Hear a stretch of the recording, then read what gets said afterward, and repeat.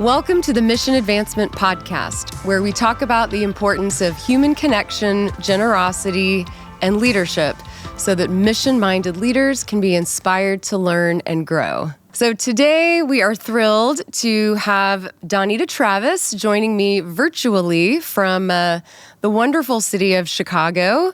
So Donnita, I want you to start by just sharing with our audience a little bit about your journey and who By the Hand Club for Kids is. Wow, my favorite topic.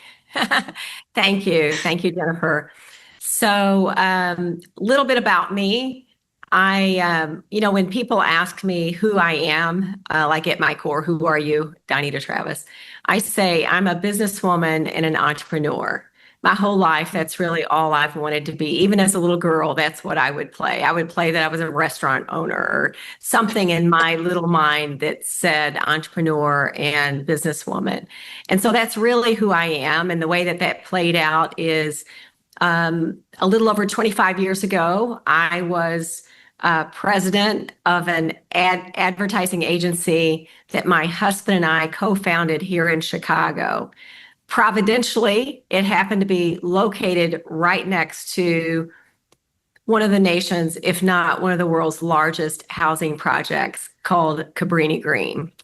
And God used that proximity to Cabrini Green, along with a verse from the Bible, John 10:10. The thief comes to steal, kill, and destroy. I've come that you may have life and have it abundantly. He used those two things. My heart for the kids, seeing them there in Cabrini every day as I would come and go from work, and then that verse to really lead me to leave advertising in 2001 and start By the Hand Club for Kids with 16 kids and that vision to help kids have abundant life. So a little bit about By the Hand Club. Our vision is to help kids have abundant life, John 10:10. The mission, or the way that we do that, is we take them by the hand. It's a Christ-centered after-school program, and we take the kids by the hand in kindergarten, and we walk with them all the way through college, career, military, into early adulthood. And the goal is that they would, in their 20s, sometimes it takes a little bit longer than that for all of us, right? But they would be purpose-minded adults living their God-given purpose here. And we've had just incredible stories. Today, we went from 16 kids to today, fast forward 25 years, we're serving over 2,000 kids in 4 neighborhoods at 6 clubs here in Chicago, and are starting to expand outside of Chicago. We just opened a By the Hand Club in Dallas, Texas, and we're looking at other affiliate markets. But I'm telling you, going all the way back, businesswoman, entrepreneur, 25 years, most adventuresome, fulfilling journey for me, my life. And when I look at what God is doing in the lives of the kids in terms of abundant life, it blows me away. And maybe you'll let me talk about that a little bit later. Yeah, absolutely. Well, we've had the pleasure, my husband Skylar and I, of knowing you and Daryl for many years and watching By the Hand Club just grow incredibly as an organization. Of course, the mission impact is just something we'd love to talk about all day long. But I've also watched you as a leader and admired you as a leader. And I'd love for you to share with other leaders out there some of the truths that I know have been part of your journey as a founder and entrepreneur and a part of a fast-growing organization, mission-minded organization. One of the things that I know you've talked about is coming from that business background, coming from the advertising world, that you were called to this ministry, but called to run it like a business, as you've said. And there were times when maybe you had some criticism for that, and perhaps By the Hand has experienced a little pushback here and there. And I'd love for you to talk a little bit about how you've responded to that, how you've embraced your philosophy of running the ministry like a business, so that others could be inspired by your journey there. So within a first few years of starting By the Hand Club, I heard through the grapevine, of course, never directly, through the grapevine, that there were some ministry leaders here in Chicago that were saying that we were run more like a business than a ministry. So, for example, I heard the phrase that, By the Hand Club, they're the Walmart of ministry. And that just means that we're there and we're growing and maybe seen as somewhat competitive, although that was never our intention. And keep in mind, there are plenty of kids here in Chicago that are not given the opportunity for abundant life, but we were called the Walmart of advertising. I personally was called the Martha Stewart, or the Walmart of ministry. And I personally was called the Martha Stewart of ministry. And this was at a time when Martha Stewart was going to prison for some of her practices. And so I can tell you, after hearing this, a handful of times, it really shook me up a little bit. And I, was, praying and saying, God, are you sure that I'm the right one? So I was doubting myself, like, am I supposed to be doing this? Because, I am, I am a businesswoman. I don't think I'm anything like Martha Stewart, but, maybe it was the Southern accent and the blonde hair. Who knows? But I prayed, and I clearly heard God say, Donnita, I called you to do by the Hand Club, start and grow By the Hand Club. And I'm so thankful that my calling was so clear, because in times like this, he takes me right back to when I was on my knees and he spoke that verse to me and he whispered, this is what I want you to do. So he said, Donnita, I called you to run By the Hand Club. I called you to start and run By the Hand Club. If I had wanted someone else to do it, I would have called someone else to do it. I called you because you are a businesswoman, and we are going to use your experiences, your education, your skills to do what I want you to do, which is start and lead and run this ministry. And frankly, that's all I needed to hear. I needed to hear God say, I called you because you are a businesswoman. And if I had wanted By the Hand Club run differently, I would have called someone else different. With that, I never approached the other people. I know them by name, and I could have. I have a good friend that tells me the righteous are unoffended. I love that verse, and especially God helps us not to be offended. Frankly, if we have these conversations with God, he lets us know that he's in charge and he can handle that as well as this. So I just let it go. But I had such peace, not only about the criticism, but that God called me.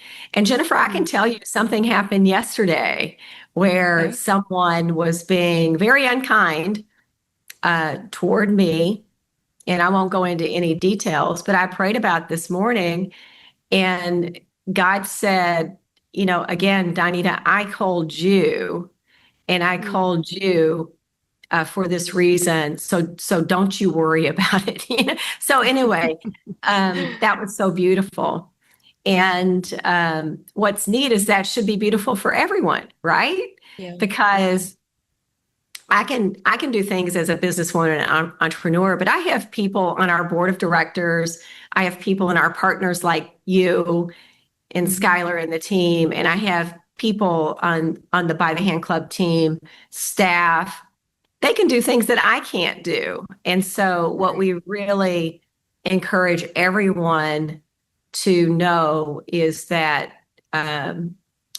God is calling you to do what you are doing, and he has uniquely equipped you for such a time as this. Yeah. And I think that's, a common sentiment among especially young leaders, people kind of growing in their professional life, that they aren't equipped perhaps, or they don't have it all figured out. There's always pieces of leading an organization or leading a team that you don't feel 100% confident in knowing or doing. So what other encouragement might you offer to leaders who are in that space of uncertainty or lacking confidence? The other thing that happened to me early on, and this is even before the criticism of me being a businesswoman running by the Hand Club of Ministry like a business, but when I was in that transition phase between leaving the agency and actually starting by the Hand Club, and I was starting to do some volunteer work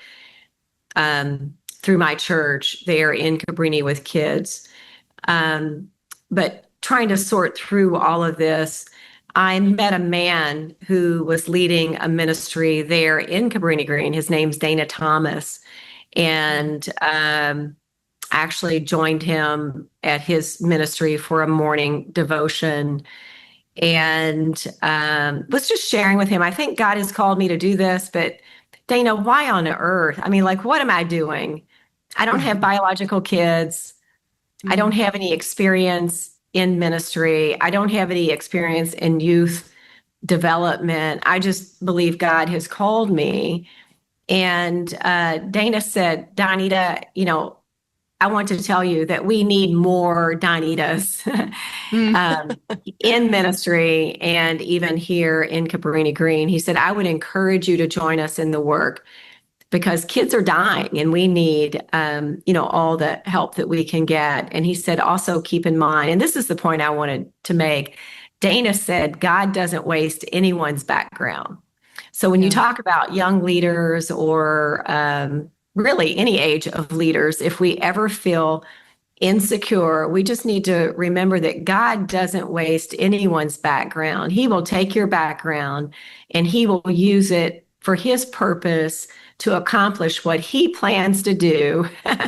And in terms of helping us through that process, I would say that there are just a couple of questions when you feel that way that you should take to the Lord, that you should ask the Lord. And again, I have learned this through various ways, but one of my good friends is Sam Acho. Yes. He played football for the NFL. He lives in Dallas, Texas today with his family. He's an ESPN analyst, and I mean, just a wonderful, wonderful man. And he's been very involved by the Hand Club, is going back to when he was a Bears football player, still is. But Sam said that on the football field, when he would complete a play, that early on, the first thing he would start thinking is, I wonder what my players thought about that. I wonder what the coach thought about that. I wonder what the fans thought about that. He's just had all these thoughts going through his mind about what did others think about this. And he said, I had to learn to, as soon as the play was over, to look up to God and say, God, what did you think about that? What did you think about that? So when we're feeling insecure, we need to take it directly to the Lord in prayer. And we just need to say, Lord, I don't feel qualified. I don't feel equipped. What do you say about that? And just listen. And then also ask God, what gifts have you given me that you want me to really lean into for what I'm doing? So for me, it was leaning into my business and entrepreneurship skills, which he has really used. I've even used that to mentor other ministries and certainly the staff. And then the beautiful thing about it is we work hard as if it depended on us, but we trust in God that it depends on him. So at the end of the day, the purpose is achieved, and we get to do it in fellowship with others. So I may not be able to do what I'm thinking about one of our board members, Travis Smith. I may not be able to do what he does, but he's probably learning from me some things that I do. And Travis is a great example because Travis grew up in Cabrini Green. He came to By the Hand Club in the 7th grade. When he came, he was in a gang. His father was not part of his life. He was angry. He never dreamed he would have a family of his own or that he would go to college. And today, he's a college graduate. He's a father, has 4 kids. He's a life coach. So now he's mentoring young men in a way that I can't. He has strengths. He has strengths and experiences that I don't have. So he's doing some things that I could never do. But the beauty of it is we serve on the By the Hand Club board together. So as a team, just think about how God is using Travis and me and others to accomplish his purpose. It's just beautiful. The whole thing's beautiful. Yeah. Yeah.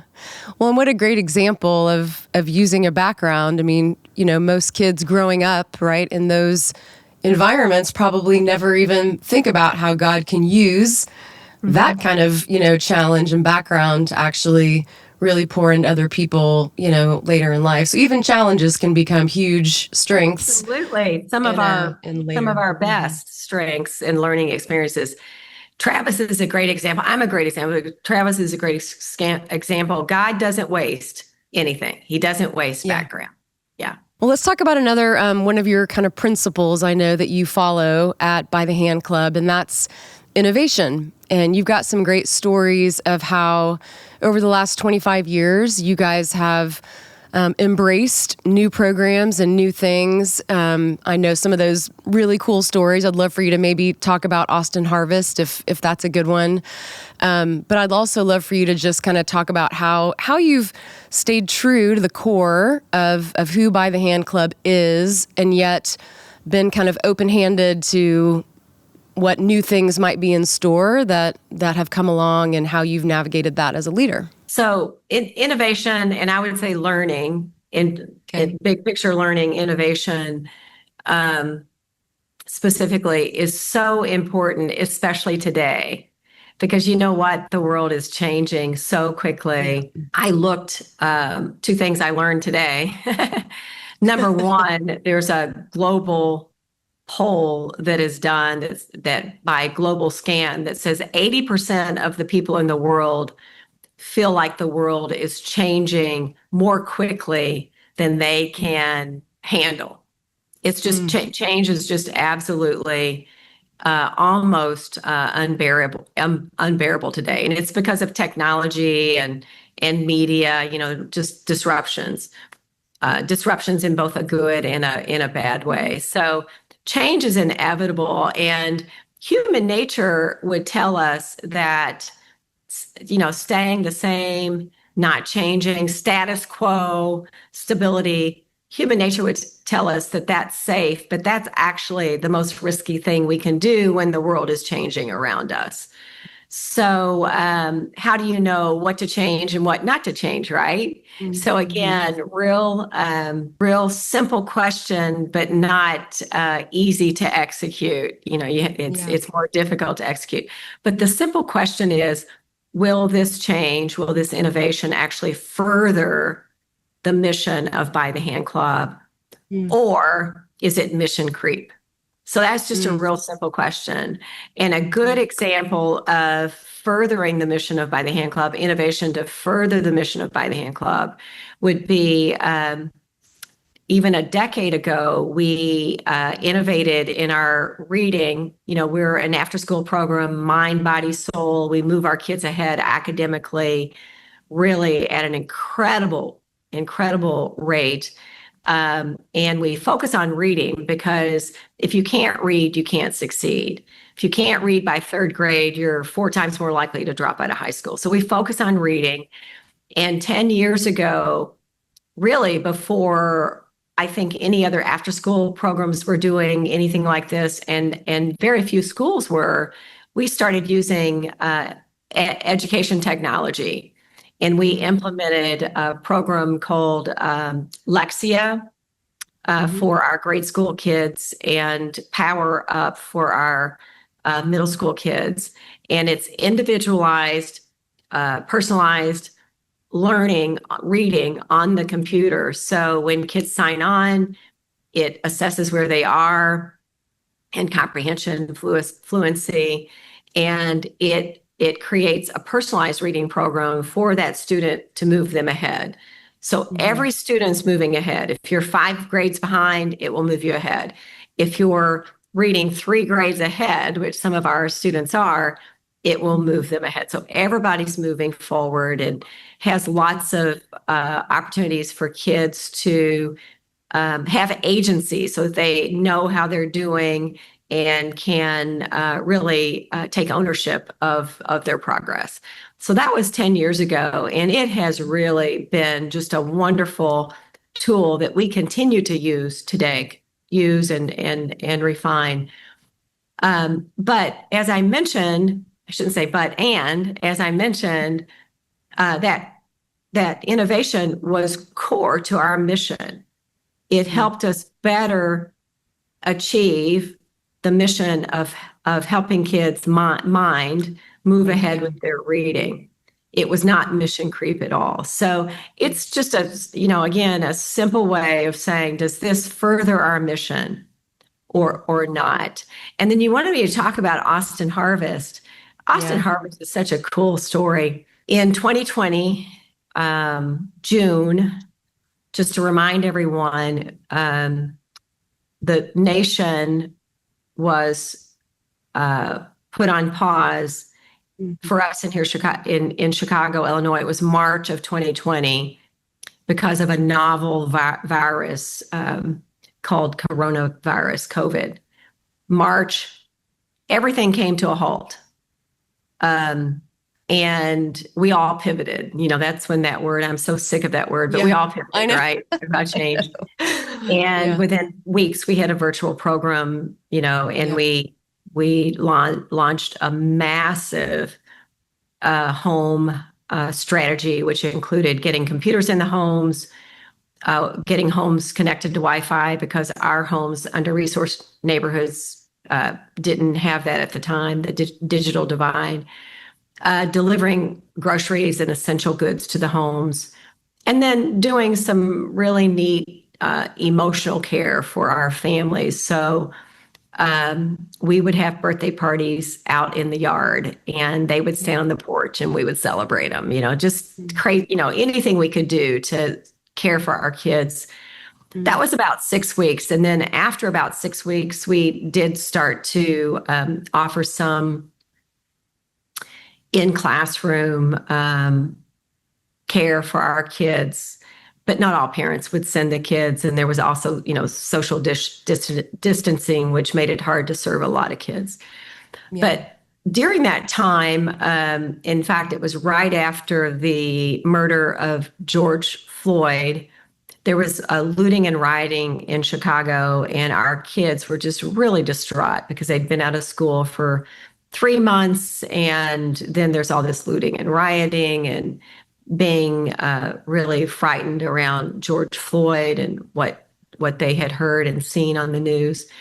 And so Sam Acho, my good friend there in Dallas, called. He said, Donnita, he said, I want to do something.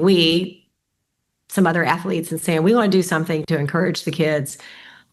What should we do? And I said, well, you should get your friends together, the athletes together, and you should come. And we should just listen to the kids. We should invite the kids in, and we should just listen to them and help them process what's happening in the world, because that's what they really need. So we gathered on a playground on the west side of Chicago. We had 13 athletes from every major sport. We had high school youth from By the Hand Club, and we invited the police. And we did what we called listening circles. And we asked some questions like, how are you doing? What's going on in your neighborhood? What problems would you like to address? What are your plans for addressing those? And as a result of those listening circles, the kids said a few things. Number one, we don't like how we're being portrayed on the news, because you could see a lot of youth looting and rioting. We don't like that. Not all Black youth in under-resourced neighborhoods are out there doing that. So we don't like how we're being portrayed in the news. And we don't like how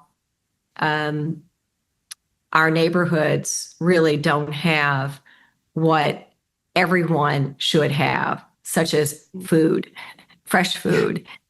Yeah. Before all of this, there were 17 liquor stores right around where we were meeting on this playground. 17 liquor stores and only 2 grocery stores. And because of the looting and rioting, the 2 grocery stores had closed. So it was like no food. This is called a food desert. And it's not uncommon in under-resourced neighborhoods. Just don't have access to healthy food. By the way, it's lack of healthy food and even lack of healthcare access that really caused the death rate in under-resourced neighborhoods like the ones we serve to really skyrocket through COVID. We have people on staff who said they lost 15, 17, 18 close friends and family members during COVID, and it's because of underlying health conditions. So the kids said, we'd like to do something about that. We'd like to bring hope and healing to our neighborhood. We'd like to portray a different image of youth, and we'd like for it to be food related. So within a month, with the help of the athletes, we bought a liquor store. So think about that. Too many liquor stores. So we bought a liquor store there on the west side. We knocked it down, and our youth started. It's a youth entrepreneurship program, teaching them business skills, life skills, but it's a fresh food and flower market. And that was in 2020, and it's still going strong today. But if you notice, even with that innovation, you would think, well, what does a fresh food and flower market have to do with moving the mission of By the Hand Club forward? Well, it's not just a fresh food and flower market. It's a youth entrepreneurship program. We don't employ adults. It's youth-led. They do everything. It's only open after school because that's when our kids are with us. So again, we didn't have mission creep where we hire adults and we keep the store open. It's a youth entrepreneurship program. So that's an example of an innovation, but not letting that become mission creep. You wanted to go back to learning. Do you want to speak to that? Yeah. So just talking about learning and innovation, something that has really worked well for me as a person. I sometimes have people ask me, okay, so now tell me about one of your failures. Let us learn from your failures. And what's interesting is we have lots of failures, but they're little bitty failures, because when we innovate, whether it's a learning program or even Austin Harvest, we will do a pilot program, and it will be small, and we learn in real time based on feedback, and we iterate, we improve, and then we expand a little bit, and then we learn and we iterate and improve. So you don't have this big failure. Like, we don't wait until we get something perfect and launch it and then have a big failure. It's really starting small and learning and then expanding as you go. So really, you've heard it, like, fail fast, fail small, fail fast, so that you can learn. So thankfully, praise God, thank you, Lord, we've not had any huge failures. I haven't had any huge failures, but I think it's because I have so many little failures. And I call that iterative learning. It's like we don't do anything at By the Hand Club without doing a little pilot program or a little test and then going from there. Well, I can't have a conversation with you and not let you talk a little bit about how you have taken philanthropy and generosity at By the Hand Club, and the explosion, and it hasn't been super fast, right? I mean, when we met, your budget was $2 million a year, I think, and since then it's getting close to 20, maybe. But that's been over a 15-year period or so. So healthy growth, and now, as you said, affiliates, other cities. I know you've got a vision for 10,000 kids, and no doubt in my mind that you'll be there in a few years. But Obviously, mission advancement, generosity is what we do and what we teach. And part of the podcast is really leaders embracing generosity, not just financial, but just in how we operate, how we work, how we work with our teams and our donors. But I'd love for others to learn from you and how you have kind of taken that donor relationship and really made it such an integral part of how By the Hand Club just operates. Your donors are partners. I know you've got some great philosophy on how you've been transformed through By the Hand Club, and you kind of see donors as another opportunity for transformation. So just kind of share a little bit about how that resonates for you. When I think about generosity at By the Hand Club, I have to begin with just thinking about how generous God has been to us. And I think about, again, God, because, we're created in the image of God, and think about it. He's generous, right? Yeah. He's given us everything that we have and everything that we are. We talked about that earlier. He's instilled that in us.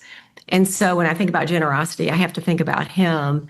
And then from a partner standpoint, so whether it's a student or whether it's, a supporter or a staff member, we encourage them to be generous because number one, we're supposed to be like God, right? And he's right. generous. We're supposed to be generous.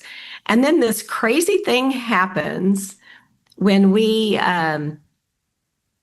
basically decide to use God's generosity toward us in a way that's generous toward others. Not only does it transform their lives, but it actually transforms our lives. Right. And it's because as we become more like him, then we're actually renewed in mind and spirit. Even I pray that God renews me physically because I want to keep going strong for him because, I just don't want to miss out. More I to don't do. want to Yeah. Yeah, more to do. And I don't want to miss out on what he's doing. So that whole idea about partnership, it's not about, and in fundraising, it's not about asking people for money. It's Right. about inviting people to use God's generosity toward them, and you could call it goodness, God's goodness toward them, to put that on display and put it to work in the world, which will transform other people's lives, transform your life because you're going to be renewed. And I do have a great verse. It's Romans 12:2.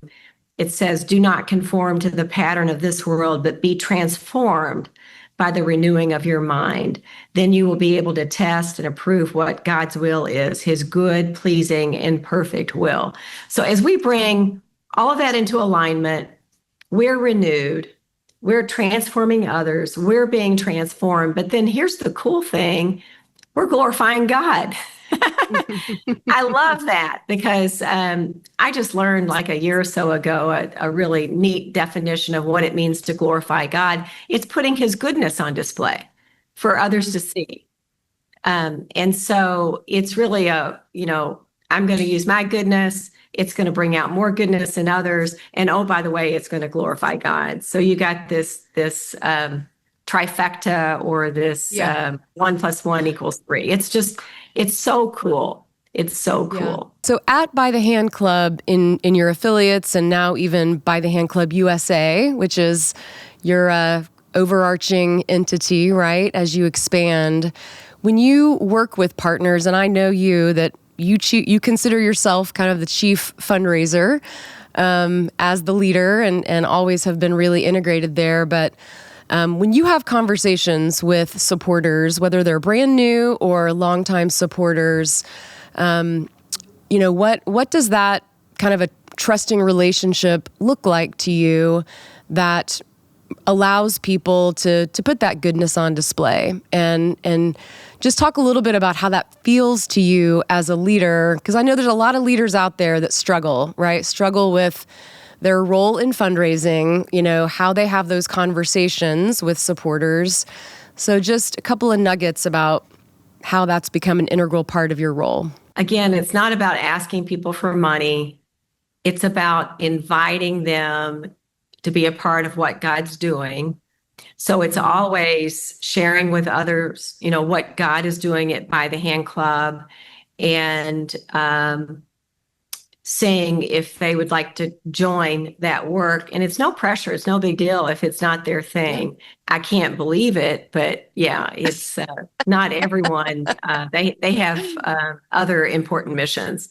So it really is about inviting people to join in what God is doing. And then here's the most important thing as a responsible partner is that once they get involved, and often it's just, we call it a toe in the water. They're just going to, give you a gift, an initial gift. Not very many start out at, a large gift.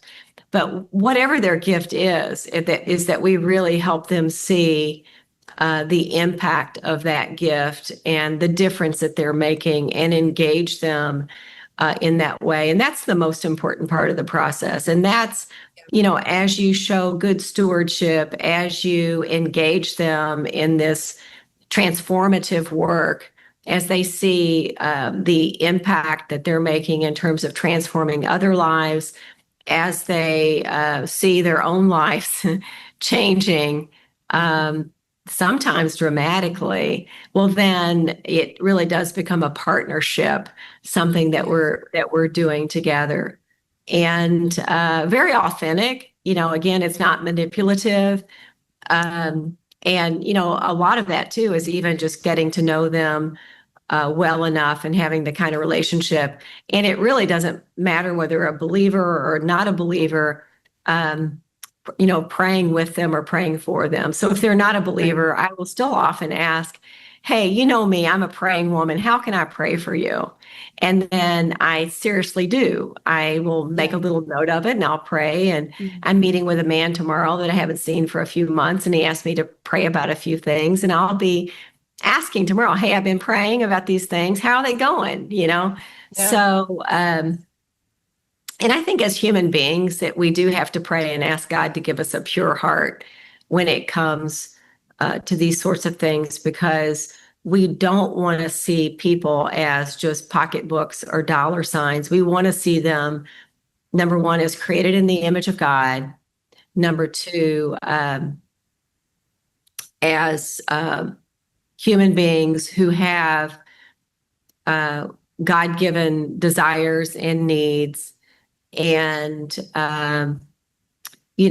that along with just trusting in God to provide allows us to have a authentic relationship with our supporters. Well, it's a great story. You guys have done, just incredible work, not only, of course, serving the kids. And, I love to use By the Hand Club as an example all the time for how to do this really well. And whether it's your spring benefit or just the way that you engage partners of all types in the ministry, it's just super inspiring. And I'm with you. I can't imagine anybody saying no to you or no to By the Hand Club. And we're thrilled to have you guys in Dallas, since now that's where we are, and can't wait to see which city comes next. So thank you for the generosity of your time today, Donnita.